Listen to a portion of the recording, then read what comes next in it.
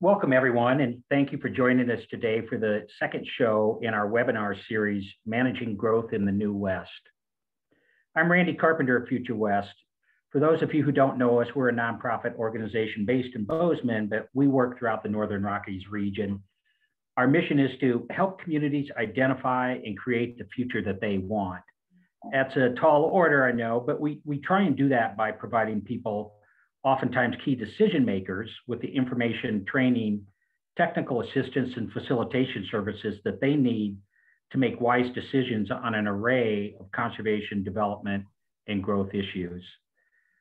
I know that I don't have to tell you that growth and how it's affecting our communities, our rural landscapes, and even our public lands has become a front burner issue in so many places. While that's not necessarily a new phenomenon, of course, but with the advent of the COVID pandemic, the pace of growth and change seems to be increasing by the day, and the impacts are becoming more acute. And while there are some outstanding examples and people and communities that have recognized these challenges and are taking steps to overcome them, these are really difficult problems to solve. As one county commissioner we know once said, managing growth isn't rocket science, is more difficult than rocket science. So thanks to all of you who are already working on these issues. It really informs and inspires us here at Future West. But considering what is at stake, our highly livable historic communities, our wide open landscapes, our spectacular natural areas, we need to take whatever steps are appropriate to meet this challenge. But knowing what those steps are is another story.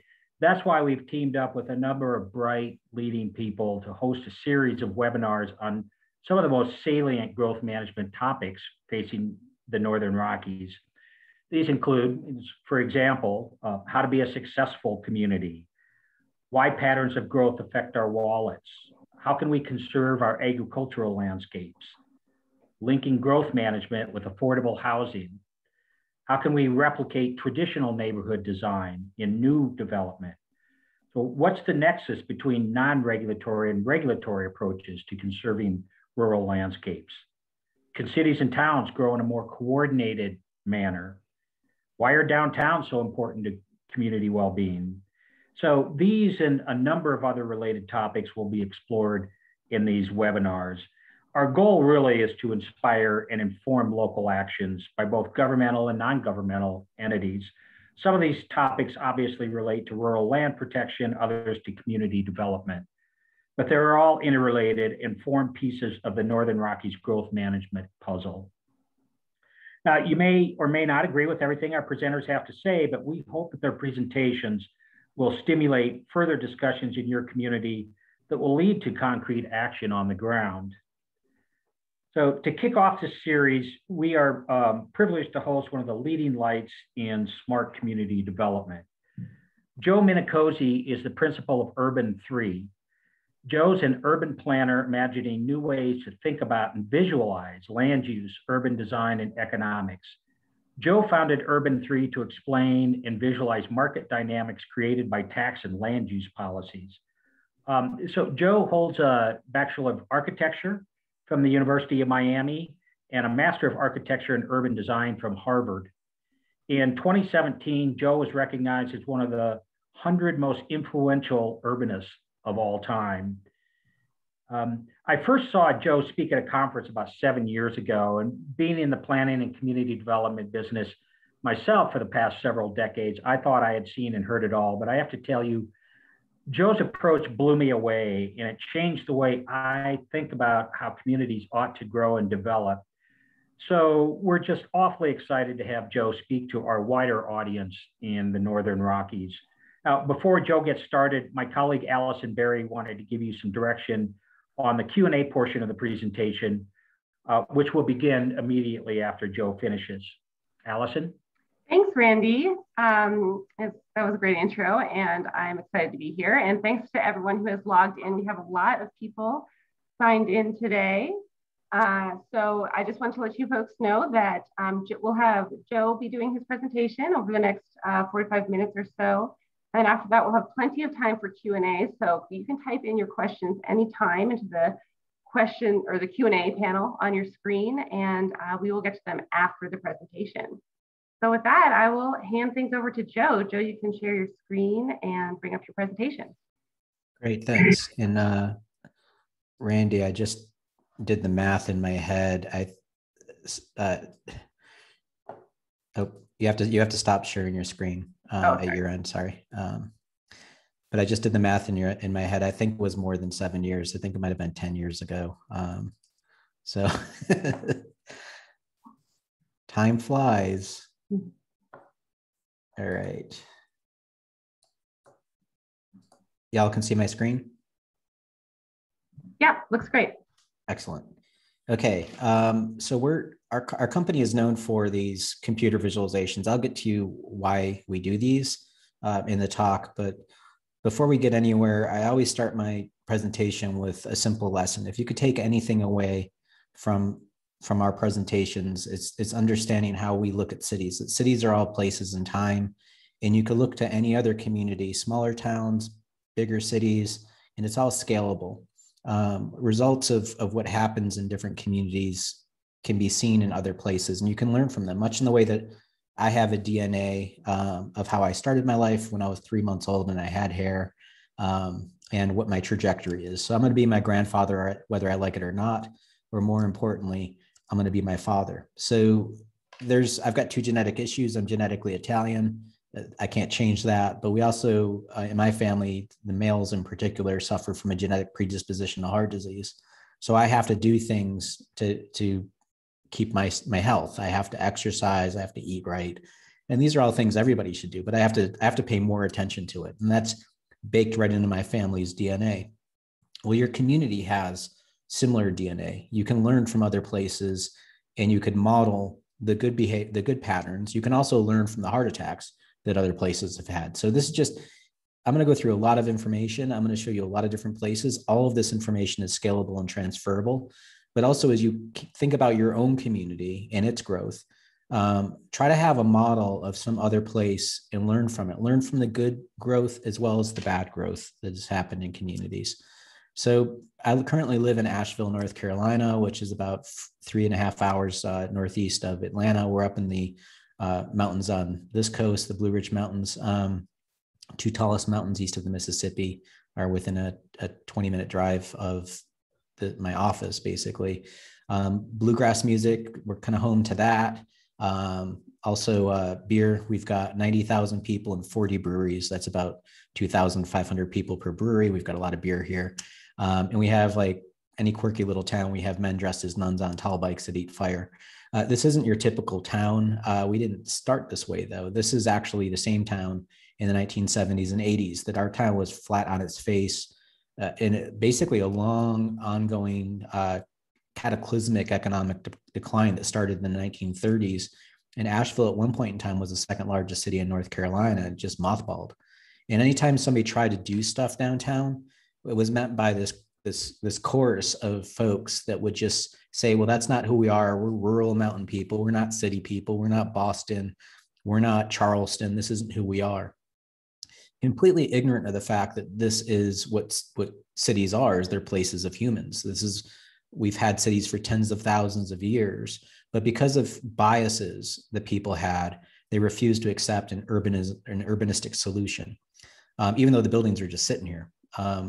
I was working with this company, Public Interest Projects, where actually our firm is still in their office, by the way, but it's a for-profit real estate development company that was started by Julian Price, and it's mostly to invest in buildings and invest in businesses.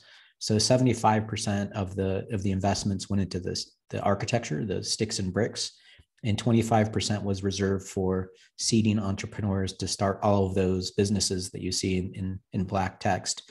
So we started the first vegetarian restaurant, a nightclub, but it's mostly about getting people living downtown because that was an option that was needed. So here's one of our buildings before and after.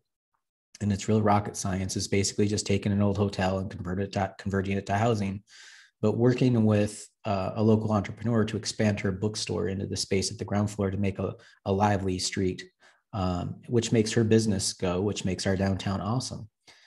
And what we found in all of our practice is that people were having heuristic arguments, how they feel about things, what their emotions were, but no one was bringing data to the table about what was actually happening in the community. And really, there's science that shows that, citizens have a psychological tendency to misevaluate their own economic self-interest. We will actually choose the wrong thing because, simply put, people don't like to do math, and I'll give you an example. This is one of my favorite articles. This is on NPR.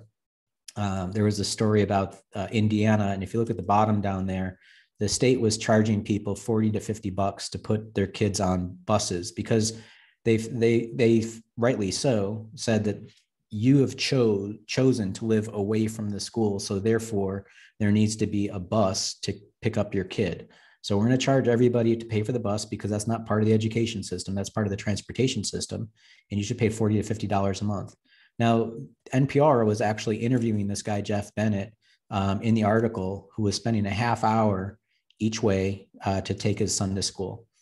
And they're talking to him about, why is he doing this? And so I figured, all right, I'll do the math on this. If Jeff's spending 30 minutes each way to drop his kid off, that's about an hour a day total. Now, the average income in Indiana is about $20 an hour. So it's about, 20 hours a month. And he's getting paid about $28 an hour. So the math on that is Jeff is spending $560 in his time value of being in this car. Or put another way, Jeff is spending $560 a month to save 40, or Jeff loses $520 a month. This is unbelievably simple math. And this guy isn't even doing it in his own head. Now, okay, let's be fair. Maybe he's poor. Maybe he's at the poverty level. Maybe he has no other option. Okay, so let's just run the numbers at poverty level. It's $10 an hour. That means he's spending $200, or Jeff loses $160 a month. So any way that you look at this, it just makes absolutely no sense for this person to do this. This is how we don't do math. And this is just a small example. Imagine when it starts to get complex about the cost of a road or the cost of a pipe or the cost of an entire school. We're just not doing the math on this stuff. But putting all of that aside, one of the things that really blew my mind about this story is the answer is right in the story, where they say his son can't walk to school because there's no sidewalks. Well, how about that? Why don't we just have sidewalks so Johnny could walk to school and just call it a day? And it's just this pattern of how people talk about cities. We'll talk about it with our biases or the way that we think things work and not take a factual approach to looking at the data. So let's step back and think about what cities are. Cities and towns and counties, any human habitat is essentially a physical farm of how we live. It's a land use. So if you talk to farmers, they're all talking about the crop yield per acre, the water per acre, et cetera. So let's look back at one of our buildings. So this is one of the buildings that we rehabbed. The city did the streetscape. So thank you, city, for the garbage can, the bike rack, 2 benches, and a street tree. You did all that. We put in retail, office, and residential. So the taxable value for that physical improvement shot up to $11 million of value, or the way that we see it, the community just yielded 3,500% more taxes off our investment. That's a really good return to the community. Now, that was immediately met with, when we talked about it around town, that like, oh, well, Joe, that's fine. That's $11 million. We got this Walmart at $20 million. It's like, fair enough. But that Walmart took 34 acres of my farm, my community, to make that happen. Our building's on 0.2 acres. So that's really an unfair way of looking at it. So rather than total value, let's look at value per acre. So we're about 100 times more property tax productive than they are. We're double the retail taxes. And I know that doesn't matter in Montana, but it matters in Wyoming and in Idaho. We also have more residents than they do, and also more jobs. So if you could grow one of these crops, what would you grow? Or 10 years ago when I presented you all, I basically said the same thing. If you could grow a crop, what would you grow? Wheat or marijuana? You're going to grow the cash crop. We know this about crops. Why don't we apply that to our urban pattern? And it's that simple. Realize this isn't scary math that I'm doing here. It's 5th grade division. This isn't hard. Don't overthink this. And we already use this nomenclature of efficiency. When we talk about cars, could you imagine if I said that my truck gets 650 miles per tank? It's the best vehicle on here. You'd immediately laugh at me and say, Joe, that's stupid. All tanks are different sizes. That's not telling us anything about efficiency. We say miles per gallon, and the numbers changed. So we should all be driving BMW Asettas. Sorry to the Prius owners, but 1955 technology is more efficient. That's the rules of math. So when I started doing this stuff, I think it was like back in 2009, I actually presented at the Smart Growth Conference in Seattle. And I had my hand in the air in front of all my professional peers of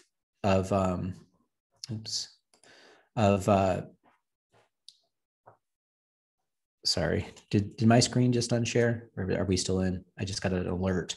I stood in front of all. Went out for a second. You're back on now. Okay. I stood in front of all my peers and I had this quote up on the screen, and I asked everybody who in this room has read your local tax policies about how your property tax system works. And not a single person raised their hand. I'm trained as an architect. I don't have a finance background. And it kind of blew my mind that we're essentially functionally illiterate about how our cash flow system works for our cities and counties at a local level. And we're just hoping for things. That's a civic misunderstanding about how communities operate. So, tax policies matter, and everybody does all sorts of different games. I know that happens in Montana, but it all started with Prop 13 in California, and it spread like a plague through the United States. All states use different tax systems, and it all yields the same results. But also realize that property taxes aren't the only way to pay for cities. That this is a chart showing the changes in taxes at a local level across our country. And you can see that a lot of us used to be primarily property tax based. And in Montana, y'all are, but there's states that use income tax at a local level. Kentucky, Ohio, that's more appropriate it's more fair actually, and less regressive. So think about the tax system in your community can change. You can't actually use different methodologies to understand how your community pays for itself, because taxes pay for stuff. So back to Asheville for a second to show you the ignorance here. This is the value of our downtown as a portfolio. So downtown's a boundary, and our central business district had grown from 100 million to, it's now about $1 billion, but let's just stop it in 2013. We didn't get a new building in our downtown until 2008. So this is our value growth over that period. Now, to show you that it's not all love and roses in Asheville, this is how people treated it in 2000 this is 2005. This is Chris Peterson complaining about downtown investments, $26 million of downtown investments. It's right there. I mean, $26 million is a lot of money for streetscape projects. He thought it was subsidizing developers like us. It's like, whatever, that's your opinion. Let's do some math for a second. If you invest $26 million on a $100 million asset and it grows to 500, is investing 26 and yielding $430 million, is that a good return on investment? Yeah. Why do we listen to Chris? And you can't stop Chris. He's got his own opinions. That's fine. But there are facts out there. And Chris has got his own website now with fire and brimstone. I love that he misspelled charlatans over here. But the other thing is, this is our mayor getting hit by a lightning bolt. It's all fire and brimstone. I asked the mayor if that's a liquor drink, and she said it should be. You've got people like Chris in your community. Everybody does. That's fine. But we have to have a civic understanding. Chris is entitled to that conversation. And what I've learned in my process is that a lot of people just don't even understand civics. This is a kid's book that I've got down by my desk. I found it in a garage sale. And it's the city, town, and country. So we've got the city, town, and country. This is a textbook. So there's a teacher's guide. You see the T on the spine from 1959. This is a third grade textbook. So in kindergarten, you learn about your house. First grade, the school. Second grade, the neighborhood. Third grade, you learn about regional planning. Did y'all learn about regional planning in your third grade? We used to learn this stuff. In the teacher's guide, it says things like this. While patterns vary from state to state, counties are usually responsible for education, library, health, welfare, etc. In studying the functions performed by your county, you will no doubt find there's a duplication of services and overlapping of jurisdictions and a lack of coordination between the county and the communities within it. So for folks in Bozeman, they're producing taxes for Gallatin County. So folks at the county should be all over helping downtown grow, because that's producing wealth for the county. And folks out in the unincorporated county should be thankful for downtown Bozeman and its production. You're all in it together. But we've lost this ability to understand this stuff. In the textbook, this is one of the Dick and Jane style graphics, but it's you can see what's happening here. It's, you know, it's painfully white. It's also misogynistic. The girls are shoved out in the hallway for some reason. But putting that aside, a new factory gets built. There's even more kids that go to school. So you see what's clearly happening. There's overcrowding. Some kids don't have desks. So you ask your third graders in blue right here, give 4 good reasons for building a new school. And your third graders talk about what? Equity. Everybody should have a desk. Maybe split the class in 2, get another teacher, make it more fair. You know, that seems reasonable, right? On the right, you read about Mr. Canfield, who lived next door to the Allens. He says, our taxes are too high now. If we build a new school, we'll need more teachers than anything else. We'll pay still higher taxes. That is indeed true. When you buy stuff, it costs money. When you buy a road, it costs money. So in blue up here, you ask your third graders, why would some people have to pay higher taxes and why are some people against paying higher taxes? But the lesson here on this page is you have costs and tax conversations. This is a civic conversation that we can't even have these days, where we can have basically an honest conversation about how to have community needs met. This is a 3rd grade textbook. But the most salient part of this book is this part here. Remember too that many children, whether urban and rural and regardless of region, are tragically limited in their knowledge of their world, and their world's largely the space in which they live and operate. You know, I have friends that live out on the side of a mountain, and because they, you know, wear hemp clothing and drive a Prius, they think they're environmentalists. And it's just like, well, you do realize there's a big road that goes between downtown and where you live. That's super expensive. That's a tragic limitation of understanding that. Conversely, I have people that live out in the county and they don't pay any city taxes and they're proud of it. Yet they get our taxes quite handsomely paid out to the county, and they got our state legislator to call us a cesspool of sin. It's like, why would you do that? We're giving you money. So there's this tragic limitation of understanding that how communities operate needs to be talked about. In the case of our city, we have a growth boundary around our community. So that acres of how we operate our community is all that we have. That is our limitation of our community. It's essentially a big real estate development project. And actually, if you look at the word incorporate in the Oxford American Dictionary, it says that. Incorporate means to constitute a company, a city, or other organization as a legal corporation. By law, my city is incorporated, my county is incorporated, my state is incorporated, and so is our country. Joe Biden said this on the Stephen Colbert Show in 2016. The United States is the largest corporation in the world. And just to show you what a nerd I am, I looked it up. Here's down at the bottom of the slide here. That's the US code that lists us as a federal corporation. It doesn't say we're a capitalist corporation. We're a social corporation. We're all in it together, and it has to balance out. So my city at $14 billion of taxable value is 6 times the value of Ted Turner. Is he making all of his decisions based on Facebook and who's complaining? Of course not. He's looking at that, but he's looking at data too.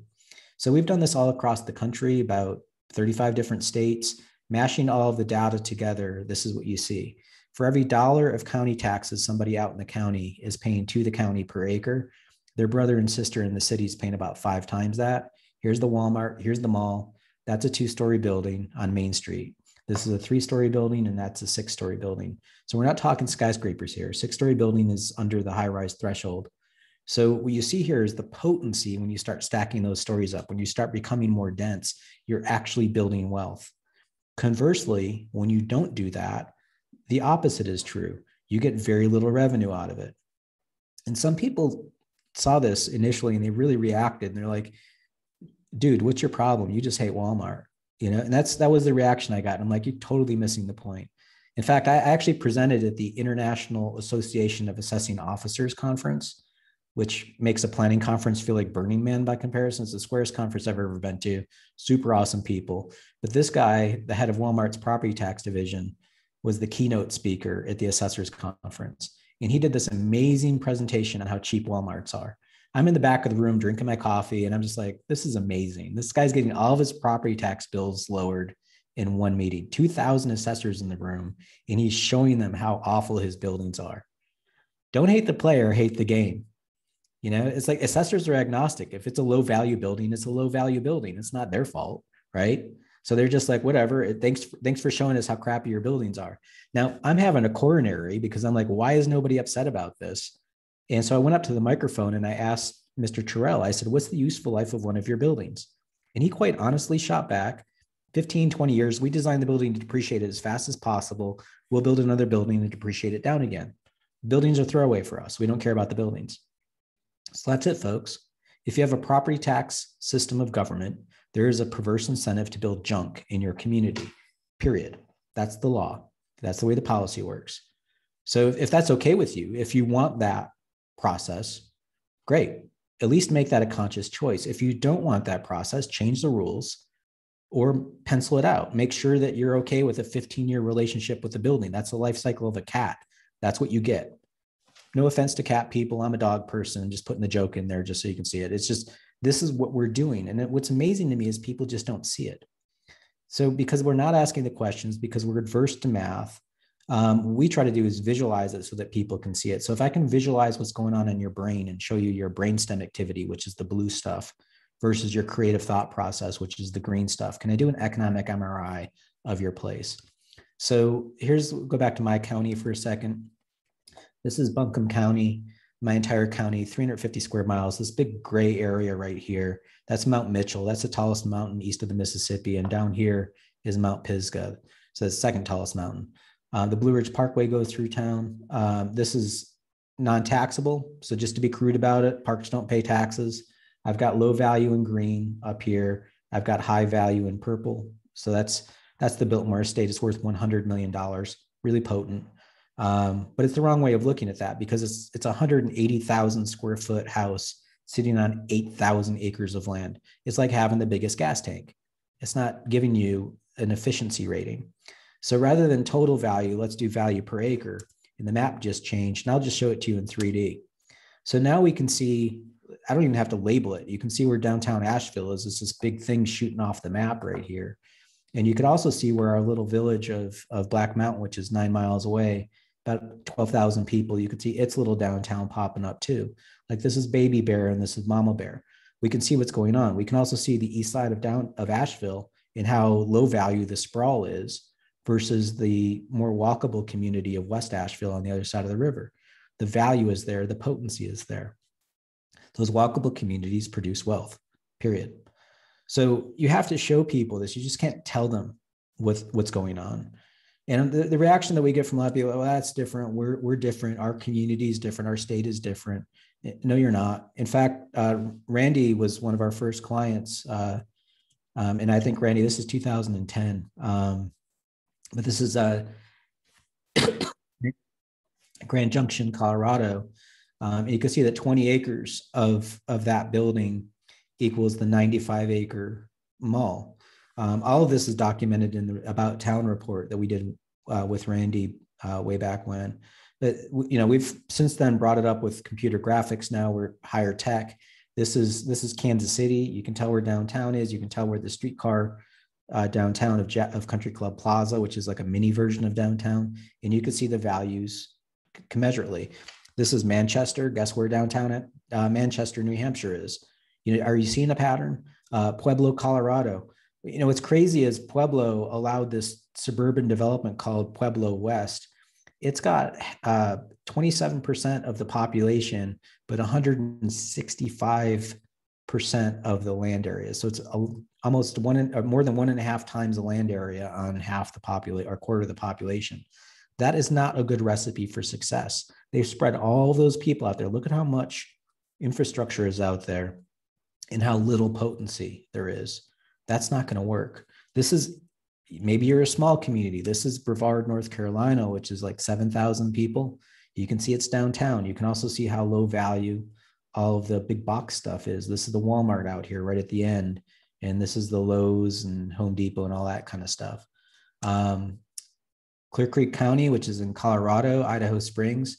This was kind of fun. This is a cool map because this had all of the dead mines in it. It looked like somebody threw some hash browns on the mountain. I couldn't resist putting this image in here. But those are all the mine tracks going through the mountains.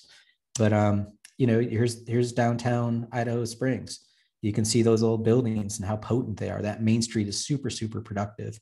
So 0.3 acres of the Buffalo building would equal the 3-acre Safeway. And also we've come back and done a model of Bozeman. And you can see the potency of downtown Bozeman. You can see the in-town neighborhoods and how potent those are. and then how everything else kind of drops off as it goes out. So here's the question. Why not develop another little mountain out here, outside, out in West Bozeman? Why isn't it not getting a second bump similar to what you saw in Kansas City? You shouldn't just have one prime downtown. You need to, or just one downtown. You need to think of other areas. It won't be as big as downtown, but another little foothill out there or something. So, the Walmart in Bozeman, again, this is a couple years old, 2018, about $166,000 an acre. And when you look at Main Street, it's pulling about 14.5 million for that, an acre for that block, which is incredibly potent.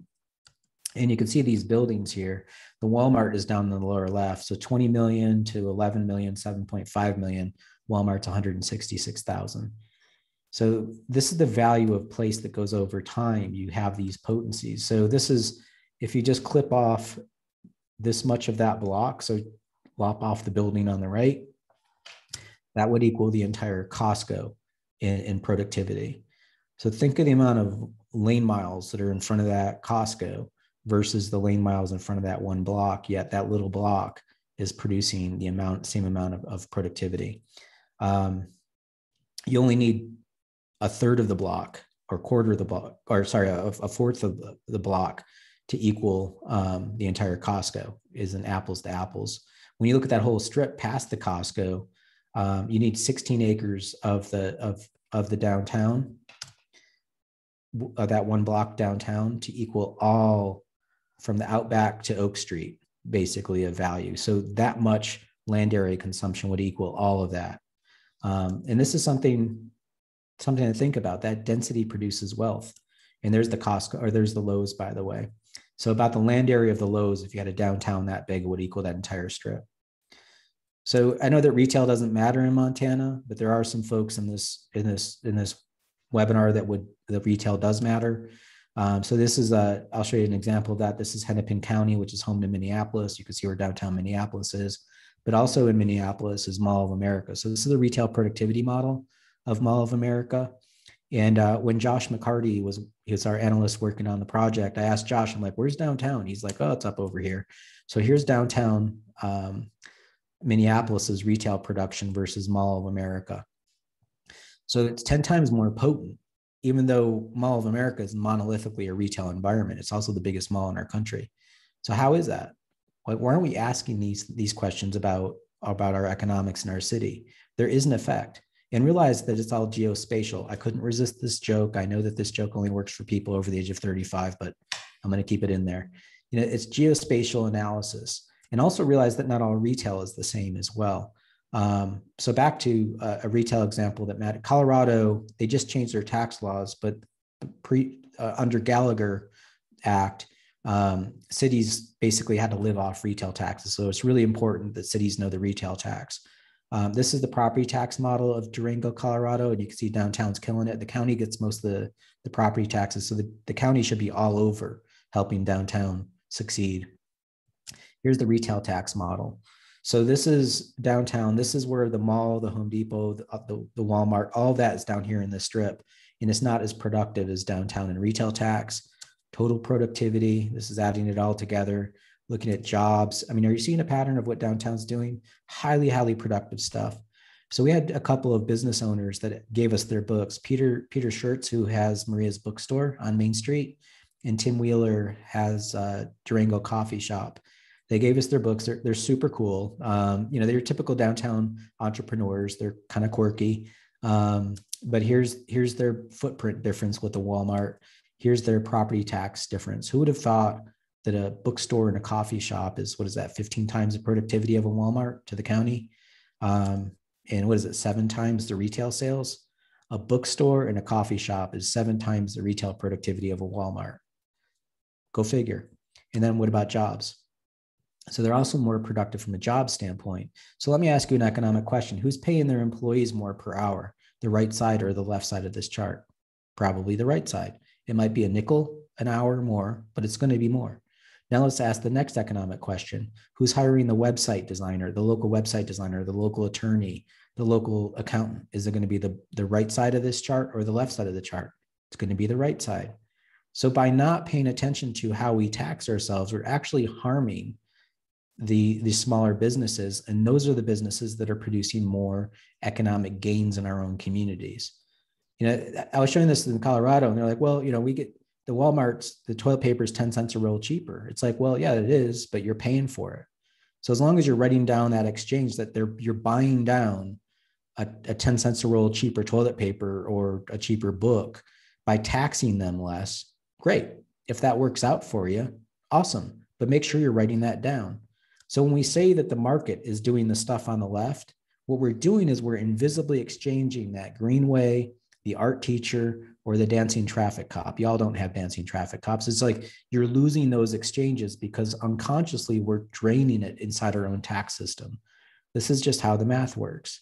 Be aware of that. Another reaction that I get from folks is like, hey, Joe, you just want to have skyscrapers everywhere. It's like, no, you're missing the point.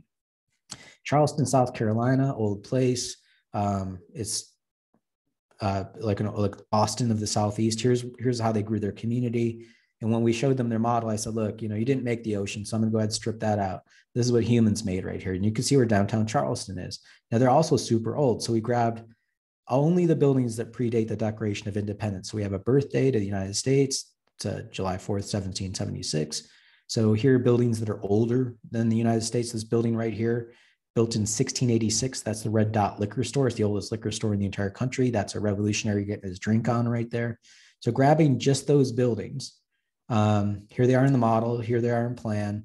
So 21 acres of buildings that predate the United States. Here's what they paid in county taxes that year in 2015. They paid city taxes and a downtown improvement district tax on top of that. That's what the county got. Out in the county, there's a Walmart. It's 21 acres, same amount of acres. And this is what it paid the same year. So those buildings that are pre-colonial buildings predate the Declaration of Independence for 240 years, produced 13 times that Walmart. And that Walmart's going to be gone in 2025. Lots of times people have like minimum lot sizes in their community. And I'm like, why? Where did this come from? Small buildings can be incredibly potent. Here's the Skinny House in Boston. This thing's $62 million an acre. And those are actually that Zillow pictures on the inside, from the inside. Some architect bought it. This is a little house in Alexandria that's actually smaller than a smart car. And that thing is a whopping 356 square feet for the parcel of land that it sits on. And it's pulling $64 million an acre. Or, it's like you can learn this stuff. This is called missing middle. This is what the patterns that we used to do in our communities. These are in Georgetown. That townhouse on the right that's skinnier than a mini is $68 million an acre. We're actually shooting ourselves in the foot if we don't understand what's potent and how to grow wealth. And for some people, they're okay with a small house. Great, fine.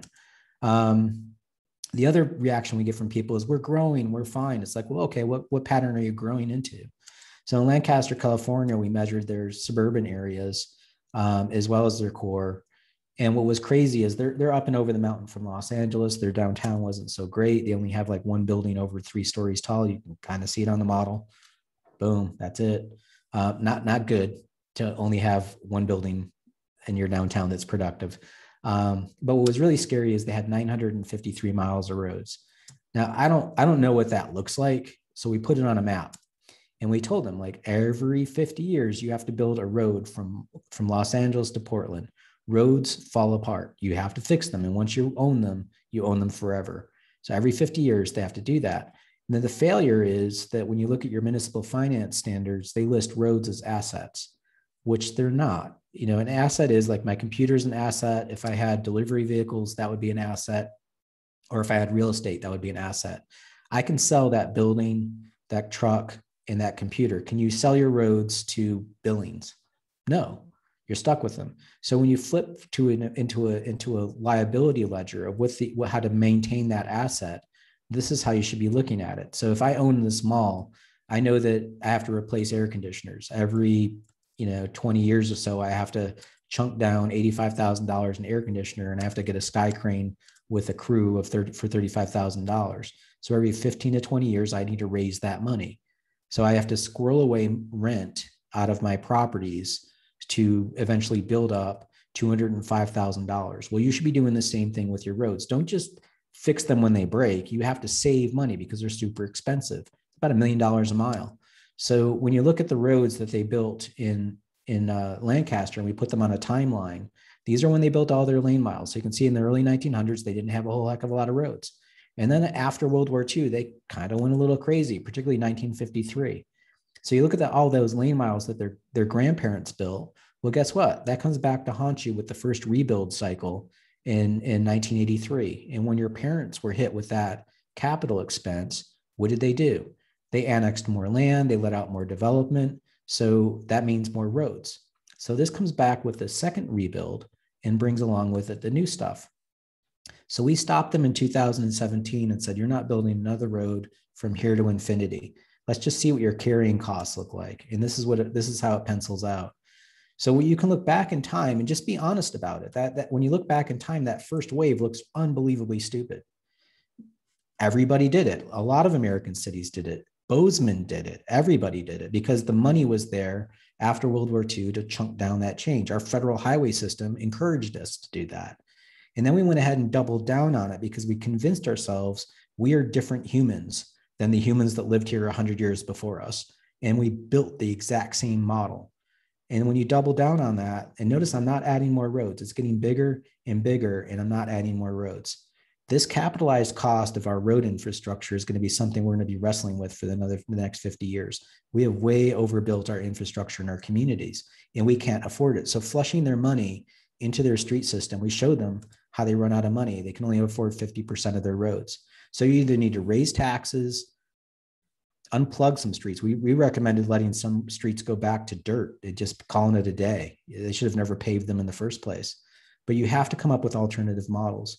We have kicked this can down the road for generations now, hoping that somebody else is going to pay for it. And it's not going to happen. This is in your community. This is my community. It's all across our country. Okay, I understand this is depressing, but there is a way out of this. There's methods that you can do going forward, but first you have to document the problem.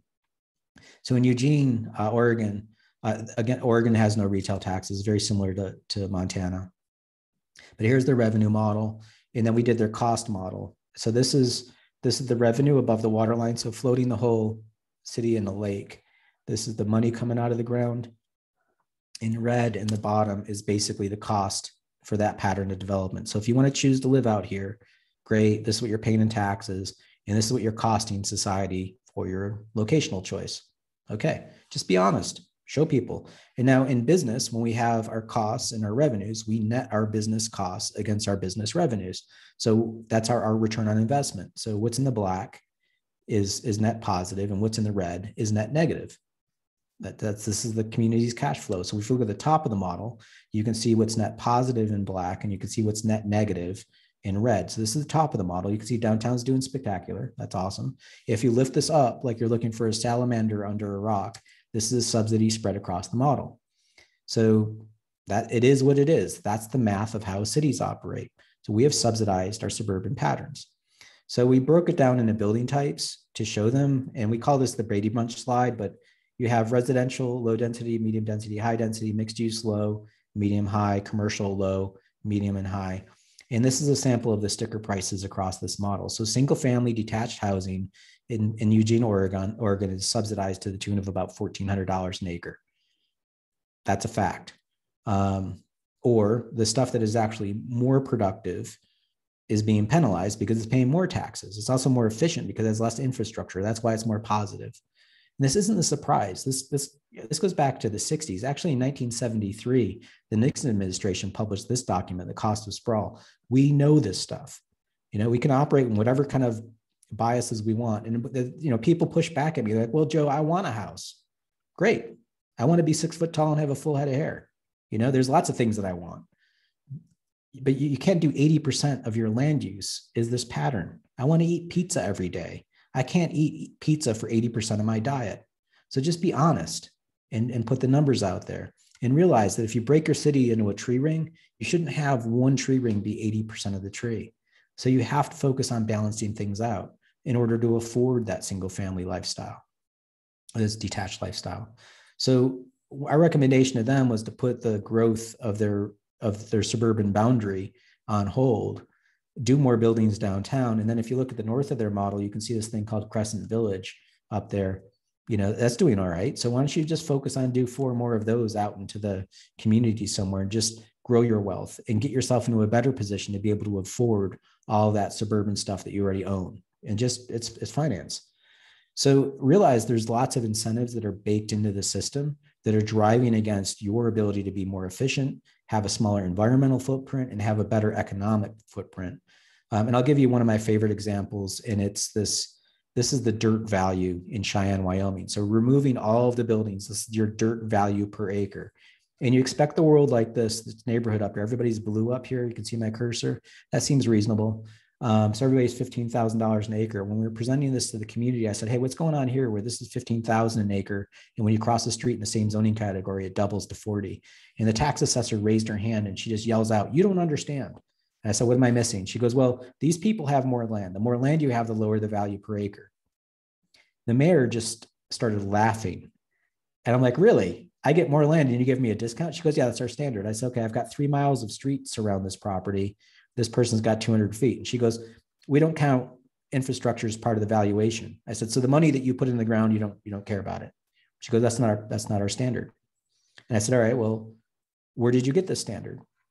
She's like, well, I don't know. It's just something we do with the assessors. So I went to the assessors conference and their magazine is called Fair and Equitable.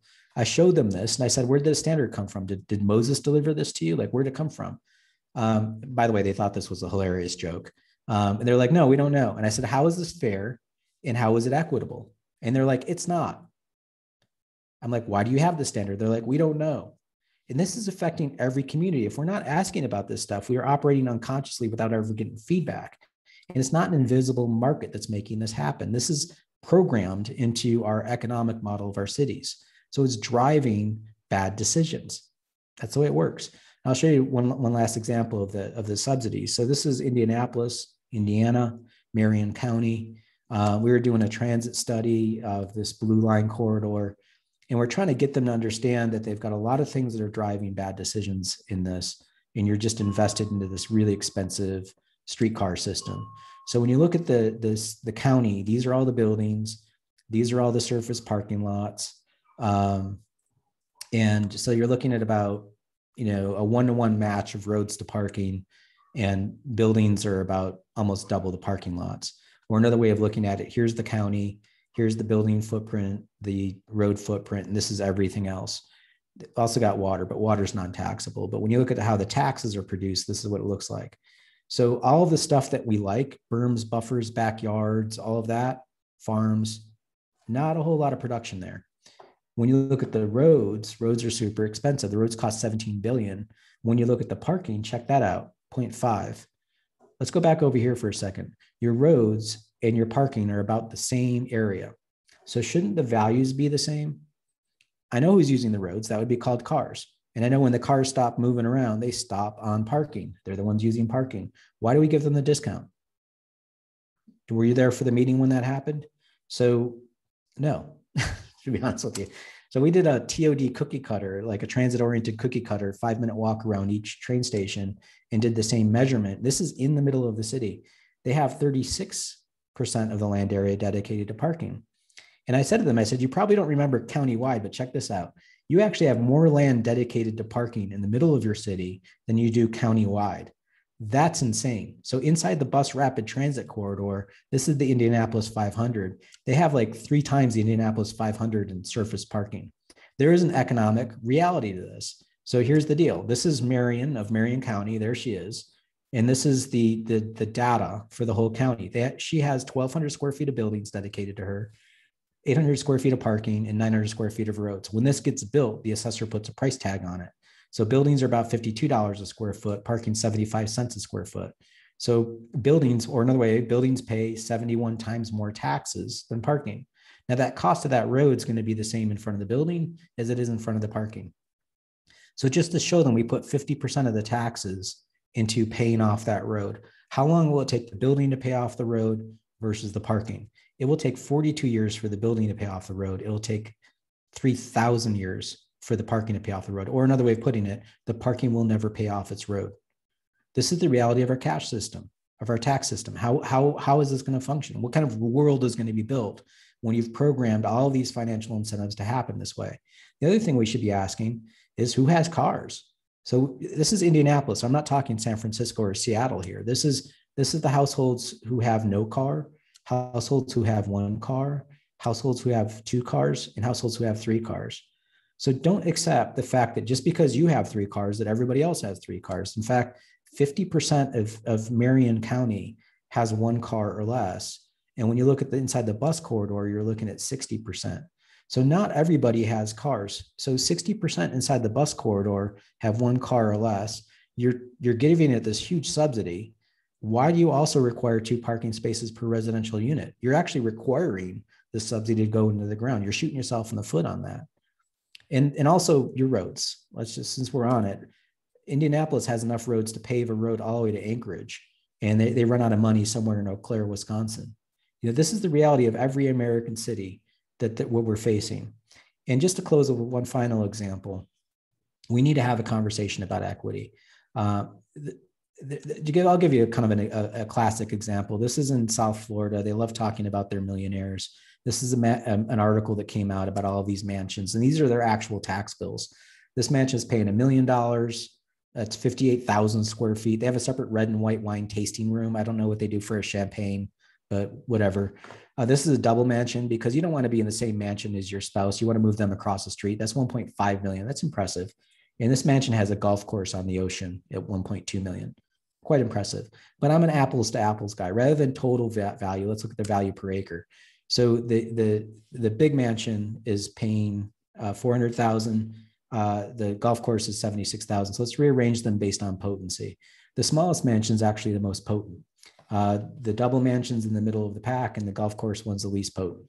Let's go from the 1% to the less well off, the schlubs like us, the multi-dollar mansions, and just grab some middle income versus low wealth in the traditional African-American neighborhood. This is a shotgun shack, and her house pays $1,000 in taxes. Not a fair way of looking at it because her house is the size of a parking space. So rather than total taxes, this is the taxes per acre, she's actually crushing it. Now, you probably don't remember the big mansion, so let's bring them back. So this guy in the middle right here is more tax productive than the person with the golf course. He doesn't even have a yard. His jacuzzi's in his parking space. You know, but it's highly potent. He's also on the oldest block in Palm Beach County. He doesn't even have a street. Right through the middle of his block is this thing called Mango Promenade, which is literally a sidewalk through the center of the block. Those are houses. Let's talk about townhouses, which are illegal in a lot of communities. You know, we used to build these things all the time. This is that missing middle. Here are their taxes. Here's their taxes per acre. They crush it. They're highly productive. They're actually more productive than the double mansion.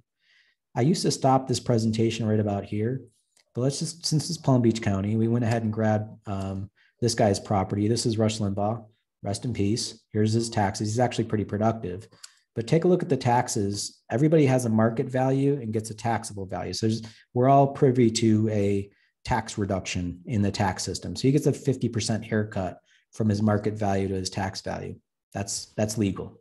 Let's see this woman in the Black neighborhood and check out her tax break that she gets. How is it that she gets less than 1% and he's getting 50%? How is that even remotely fair? And you know, and the other thing is, like, her house at $32,000 of tax production per acre is more productive than Mar-a-Lago. How is that remotely fair? Do we even ask these questions?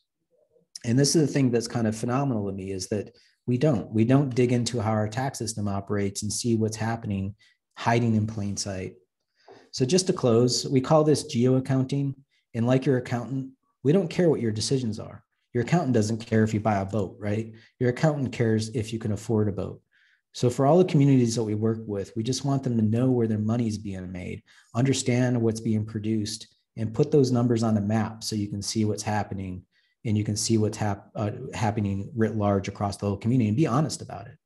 I also recommend reading Chuck's book, and I know that he's going to be in this series following this. Chuck's going to talk more about the cost side and the transportation system, and he's brilliant. And thanks for letting us do a little math today. Thanks. Thanks so much. Joe, that was great. And I think we have some questions already to start us off. And I got a lot of great feedback also. Some people just offered some positive comments to you, but we will go ahead and get things started with our question and answers section. So I encourage folks to just go ahead, try to use the Q&A panel to type in your questions, and then I will relay them to Joe. But let's get started. First off, what would be your response to people who push for minimum lot sizes as a way to preserve a rural, quote unquote, rural feel? The tax inefficiency seems to be an afterthought to them. Yeah, I mean, there's a, I think Martin County, Florida is probably one of the worst examples. And if you're a farmer, if you're actually cultivating some crops, and if you're not using the system of getting on the highway and doing things, great, knock yourself out, live out there all you want. It's just, the problem is the people that want that rural lifestyle, and they're not a cowboy, they're not growing a herd of cattle. They're just living in that environment and causing all of these other externalities in the system. An ear of corn or a soybean doesn't call the cops or go to school. So it's like, go ahead and do that, have a rural preserve, but make sure that it's honest in going to that rural land use as opposed to a suburban land use in a rural pattern. It's like, if you're a logger or a farmer, knock yourself out, but it gets exploited by a suburban pattern, which just adds to the waistband of infrastructure that we all consume.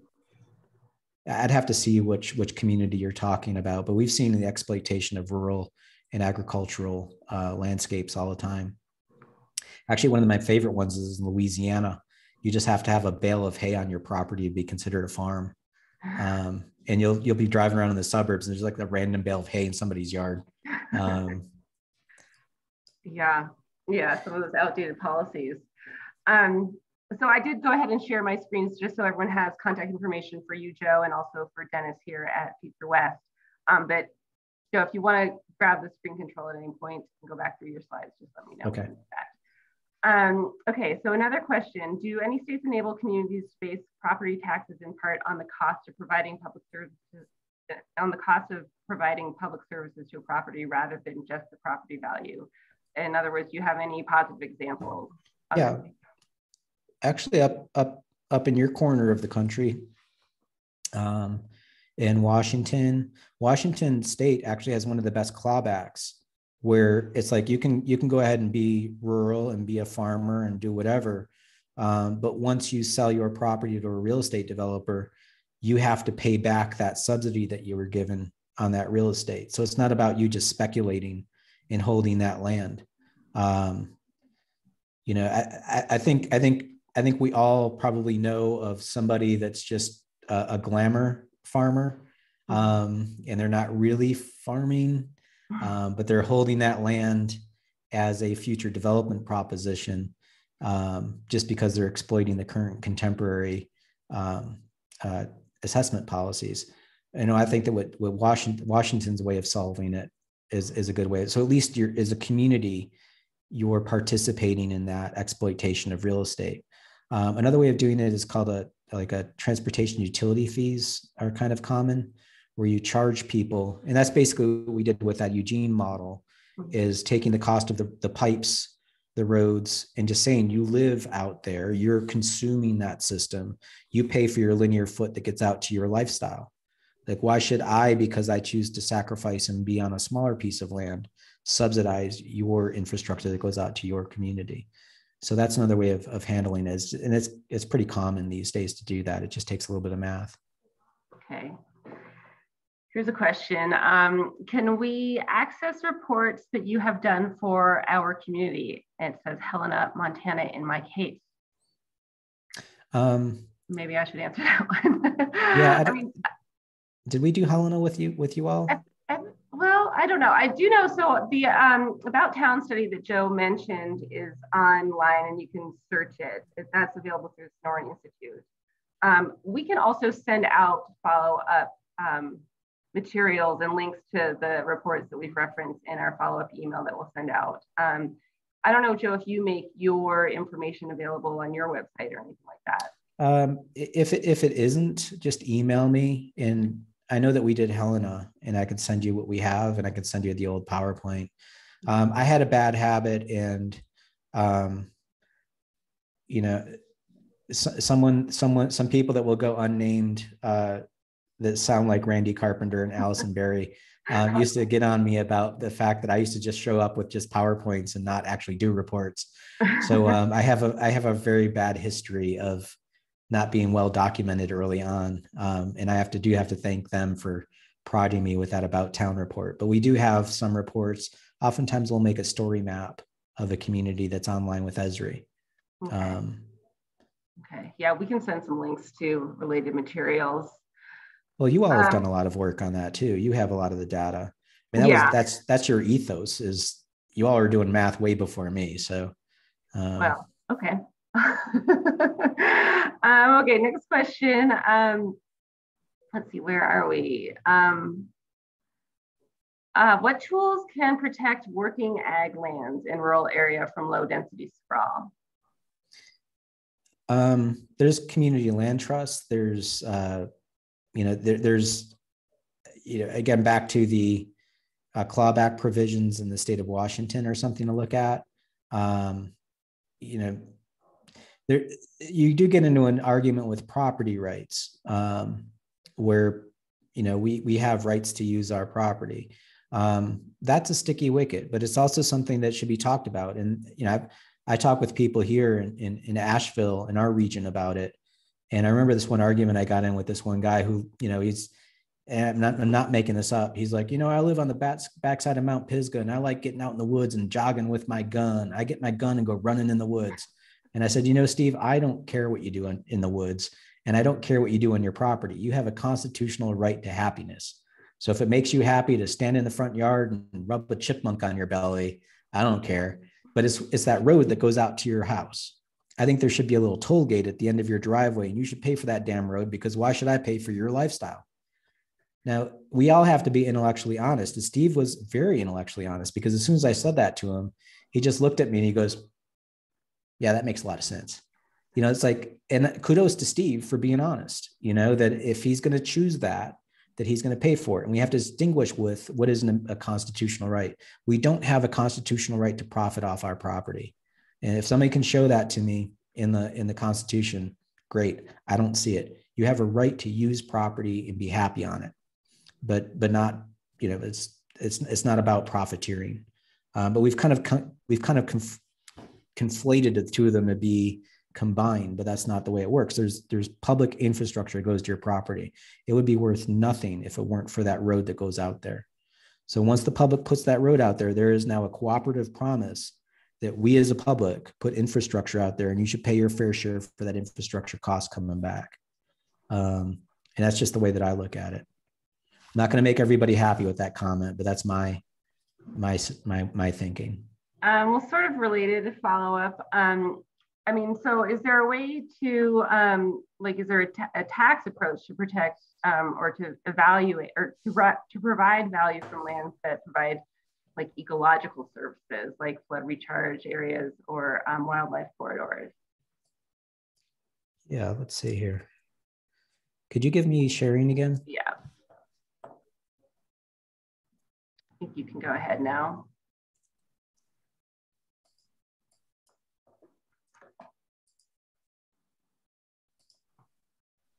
Right. And I just saw this other question, which is why I want to grab the screen. Okay.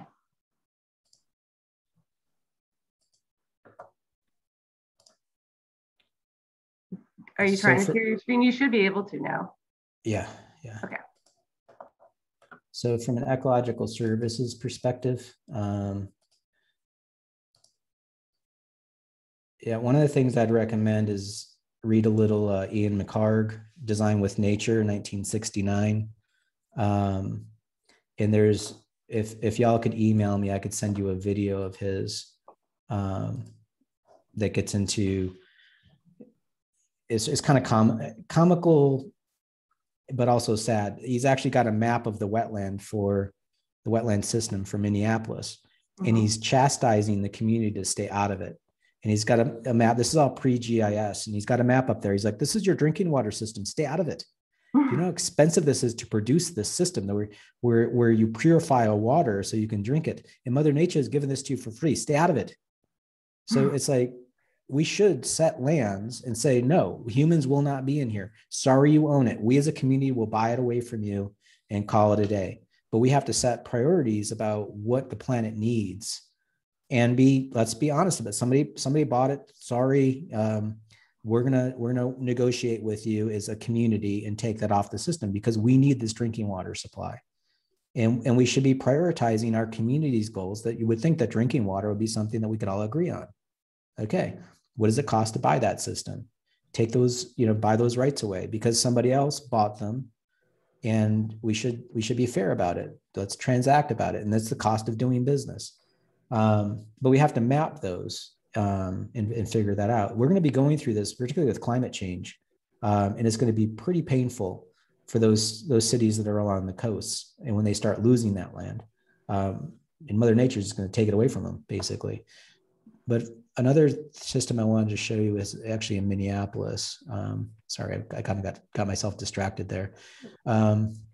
This is just the dirt value per acre in Minneapolis. So there's no buildings in this image. And when I was doing the model, one of the things that seemed kind of weird to me is this is a little village called Wayzata out here. It's about 10 miles from downtown Minneapolis. And when you zoom into Wayzata, downtown Wayzata, the dirt value per acre is pulling the value of the dirt value in Minneapolis, which was kind of mind-blowing to me. But what was funny was the response from the planner from Minneapolis, who's a total nerd. His name is Paul. And Paul's just like, oh my God, you just showed the ordinance 1986-2270. I'm like, what are you talking about? He's like, well, we used to have an ordinance that all lakes in Hennepin County had to be publicly accessible until 1986. And then they passed an ordinance allowing people to privatize the edge of lakes. So you can see the dirt value of all of the lake adjacent real estate in Wayzata. And it's what you would expect. The people next to the amenity have a lot of value in their property. The people on the other side of the street don't. So, think of your lakes and rivers. It's like if people privatize the edges, that value is now gone. It goes to the people that are right next to the amenity. Over here on the right, in the 1920s neighborhood pre-ordinance in Minneapolis, where they had to have publicly accessible lakes, the community built a greenway around the lake. There's a park, there's a cemetery. So there's all of this public access to the amenities, to the water body, which provides a buffer. Well, now all of the neighborhoods around it, look at the dirt value in those neighborhoods. Everybody has access to that value. So it's kind of like, do you privatize a ski mountain or do you allow people to have everybody to have access to it? Will that provide a benefit to more people? The answer is yes. So this is where you can look at your natural amenities, your open spaces as something that's being beneficial to a broader community and being more judicial about it. But you have to understand where your community values are and whether or not you're going to do that. And they changed their values in 1986. Now they can always change them back, but that happened. And for now, it's like, okay, let's do a report. Let's look at it. Let's get feedback. Did that work out for you? Does it work out for you when only so many properties have value in all of these other areas of ways that it don't? How'd that work for you? We can look back at it now and see how stupid that was. So this is just, again, it's always getting feedback. Don't just have your biases. Run a report, see what it looks like, and see if this was the intention of the policy. And moving on to another question about cul-de-sacs. I saw that. Yeah, I can just, I'll bring up. The question was, so homes in a cul-de-sac actually require less road and fewer linear feet of water and sewer pipe, yet they are a larger draw upon the city. So the question is, what is the math there? And the question says she prefers to have through roads, but what's the math on the cul-de-sac? Well, Melinda, not to throw you under the bus, but you're wrong. For my first question is like, how do you know roads have less or cul-de-sacs have less infrastructure? So let me show you. This is 88 houses as a grid pattern in South Bend, Indiana. And this is 88 houses done as a cul-de-sac of cul-de-sacs. So this is like cul-de-sacs on steroids. It's like a lollipop of lollipops or something. It's really weird.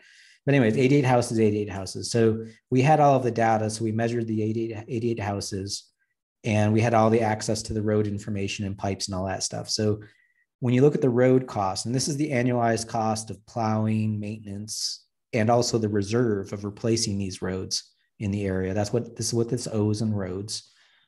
This is the water pipes, sewer and stormwater pipes. And so the annual payment, if you will, this neighborhood should be kicking in about $122,000 a year in straight up fees for service, but also replacement reserve. If you look at what they're actually putting in the budget, it's about $21,000. So that's a subsidy of about $100,000 for this neighborhood. Now, if you go to the same 88 houses in this grid pattern and do the exact same thing, I'm just going to fly through this to get to the end. This is the cost, this is the revenue. So let's put them side by side.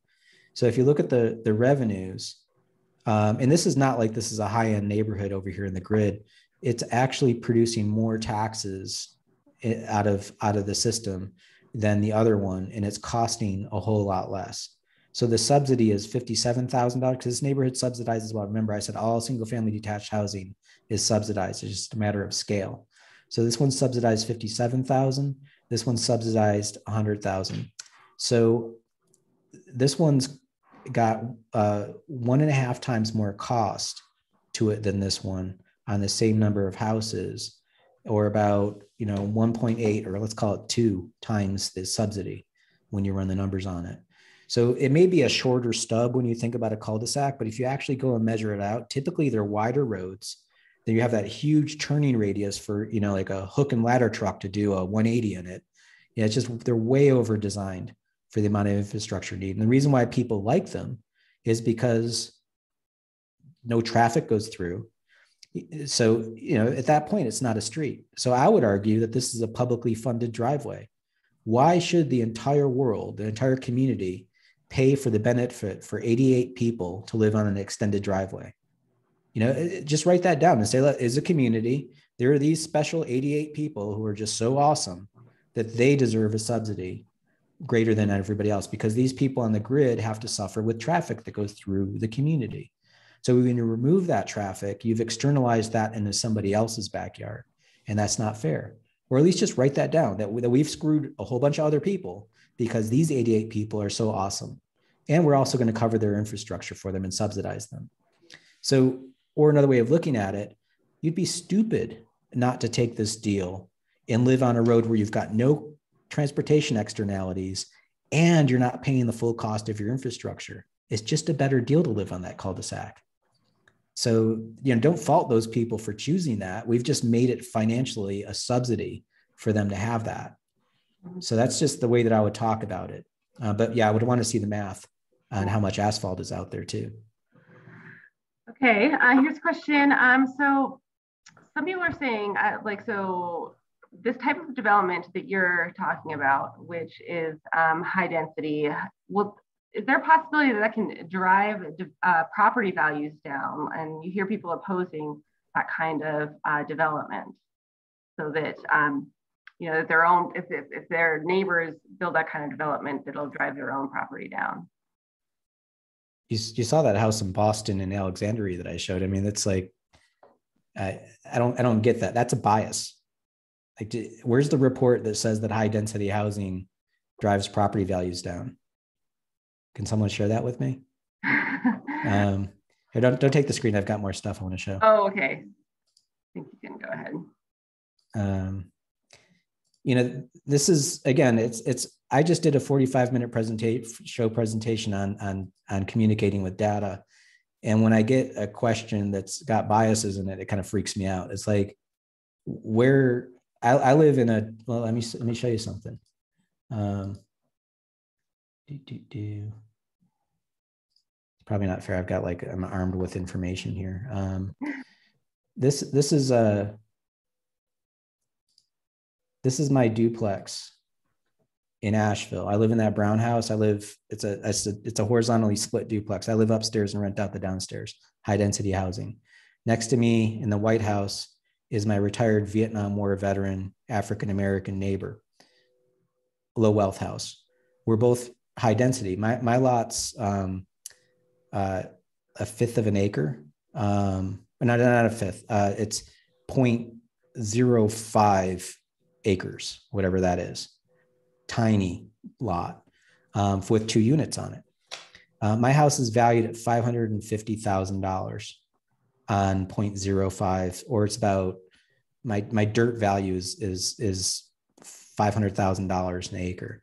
But when you look at my neighbor, Mr. and Mrs. Lordman, they're paying about $10,000 in taxes per acre to the county. Their value per acre is $2 million of value per acre. They live on a fixed income. He's a Vietnam War veteran with PTSD, and they're low wealth. I would hardly say that a $2 million an acre house is bringing down my property value. So let's go from them to the wealthy white enclave that's over by the golf course, and this house right here that's right at the edge of the golf course on the ninth hole. Incredible view, incredible lot, underground utilities, and let's compare them to Mr. Lordman. So here's their taxable value is $500,000, and they're on a little bit more than a quarter acre. So it's not that dense. It's about $9,000 an acre of taxes. Let's compare them to my neighbor, who is on 0.18 acres. So it's half the lot size. He's paying $10,000 more in taxes than this house. And let's just not stop there. Let's go to the top of the mountain from Kimberly. So this is our best real estate ever, is way up here on top of the mountain. This is a house that has a tennis court on the property, because you need a tennis court on top of a mountain. You don't want to go play tennis in the valley with the great unwashed. You want to stay up on your nice little mountaintop. Awesome. Look at the taxes per acre off that one at $5,000 an acre versus this middle income, upper income versus my poor Black neighbor. So I could hardly see how the data shows that higher density, lower wealth neighborhoods are bringing any real estate value down. It looks like it's the direct opposite, that those properties actually produce more wealth for a community. So I would just keep that in mind, that if somebody says that, if I want to see the report, I want to see where it says that a multifamily project or a townhouse is going to cause more crime, produce more children in school, or whatever other bias that we have. And realize that, previous to 1940, or World War II, Americans, I'm not talking about Europeans, Americans, 45% of Americans rented houses. So I was a renter for a good chunk of my life. It's just multifamily product, higher density. I've lived in plenty of high density houses. I live in a high density house now. So it's just, what's the bias that's at play here? And is there data to support that argument? Or am I continuing to parrot a bias without evidence? This might be a related question. It just says, what about affordable housing? Again, it's like, let's go back to the small house. And maybe from a planning perspective, how can communities be sure that they are providing affordable housing as well? Well, yeah, like this house here, it's probably not, I'm going to be honest with you, it's probably not fair for me to just have that $64 million an acre on this slide, because the actual reality of this house is this is like a $300,000 house, but because it's so small, it's super potent. It's also in the middle of a downtown. A $300,000 house in the middle of a downtown in Alexandria is considered affordable, for their marketplace and their wealth. So you're just buying less square footage of stuff. So from an affordability standpoint, if you just allow people to live on a smaller lot, by its nature, it's going to be less square footage. It's going to be more affordable. Now, the location is going to matter. Obviously, in the middle of a downtown, it's going to be more expensive than in a neighborhood. But if we allow people to buy and transact on smaller buildings and smaller lots, by its very nature, it's going to be more affordable. There are things that, back to my county for a second.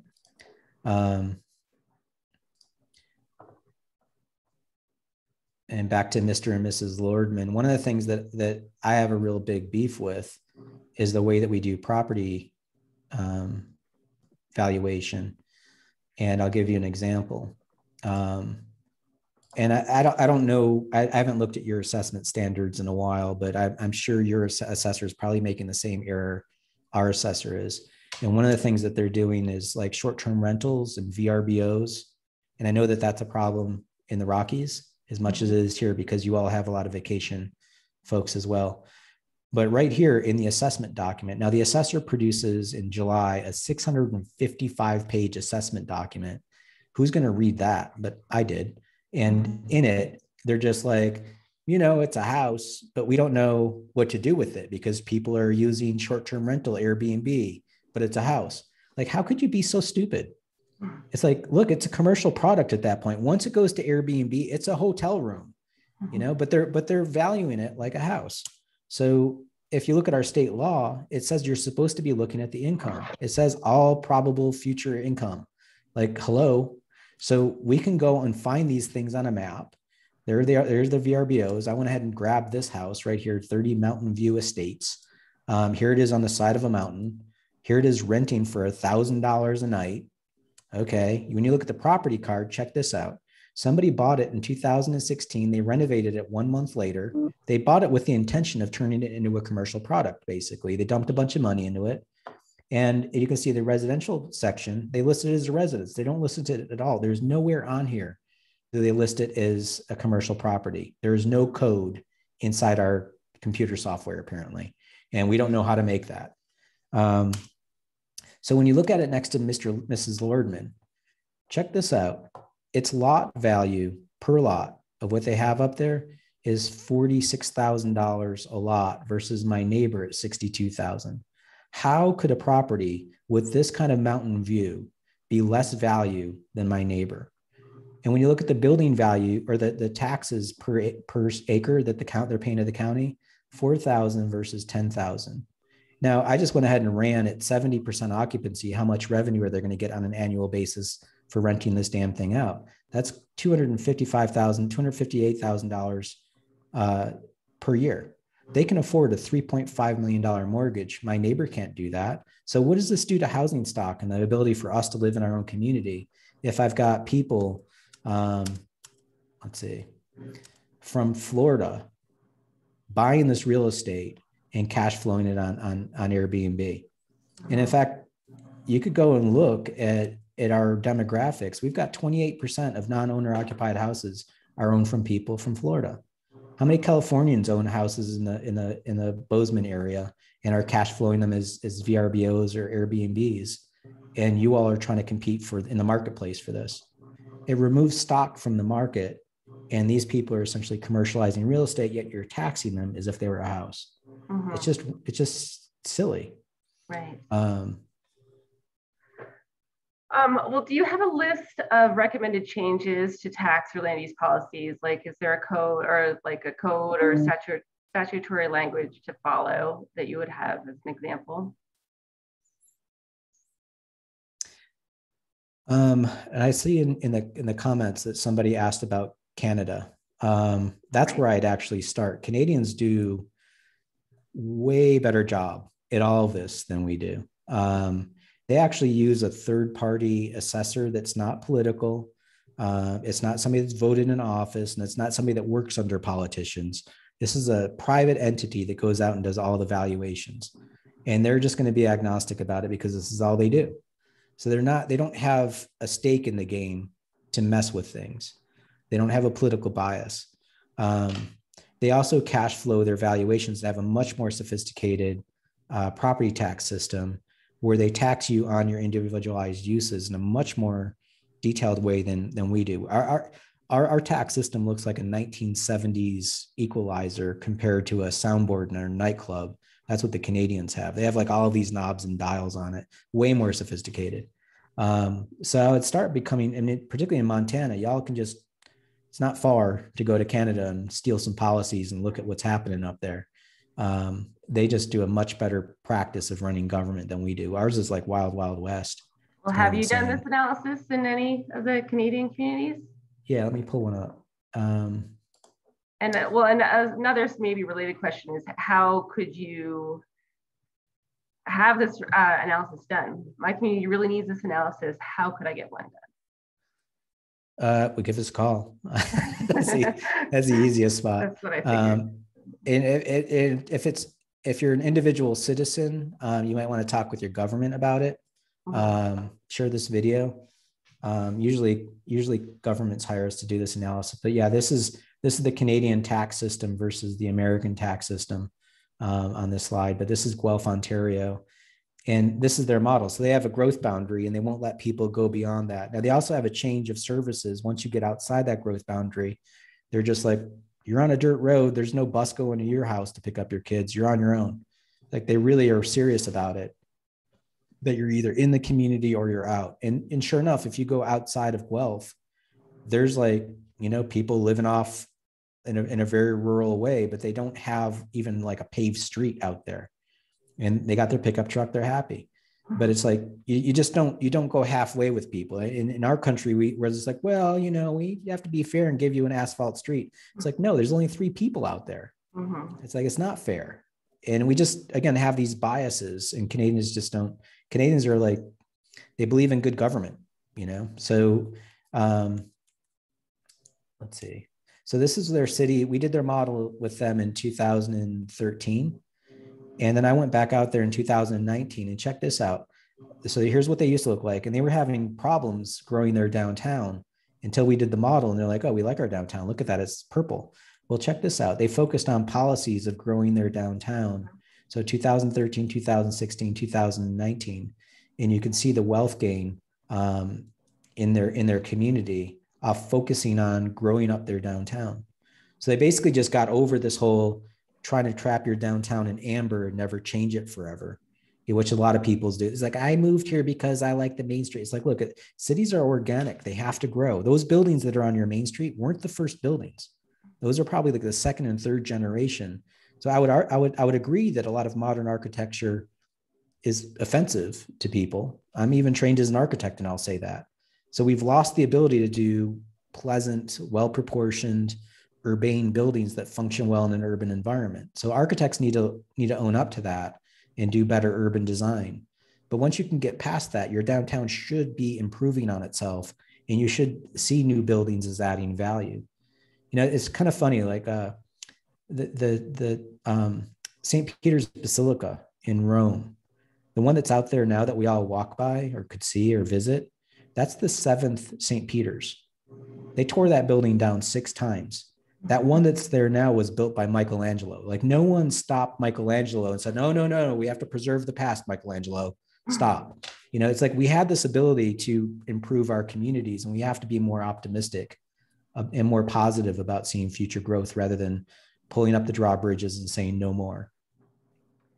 All right, well, great. Thank you, Joe. I'm going to invite Randy to come back on, and I think we'll wind up the question and answers. Thanks so much for all the questions. If we didn't get to yours, I'm going to try to circle back via email and get you guys some answers. I will pull up our contact information.